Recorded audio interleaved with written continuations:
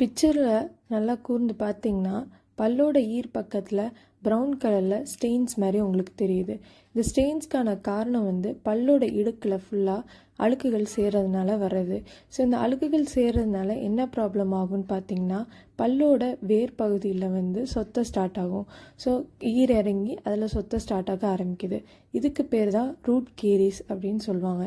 இந்த ரூட் கேரிஸை எப்படி நம்ம ப்ரிவெண்ட் பண்ணலான்னு பார்த்தீங்கன்னா நம்ம நார்மலாக ப்ரஷ் பண்ணுறது மூலியமாகவும் ஸ்கேலிங் பண்ணுறது மூலியமாகவும் அப்பப்போ ஃப்ளூரைட் அப்ளை பண்ணுறது மூலமும் நம்ம இதுலேருந்து பாதுகாத்துக்கலாம்.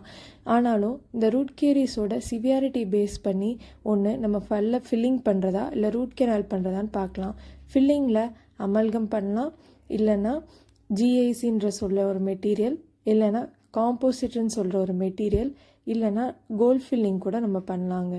சுற்றி உள்ள ஈர் நல்லா இருந்துச்சுன்னா ரூட் கெனால் பண்ணி பல்லை காப்பாற்றலாம். இதே ஈர் இந்த மாதிரி இறங்கி இருந்துச்சுன்னா பல் ஆட்டம் கொடுத்துச்சுன்னா பல்லை எடுத்தே தான் ஆகணும். ஸோ வருமுன் காட்பதே சிறந்தது. தேங்க்யூ.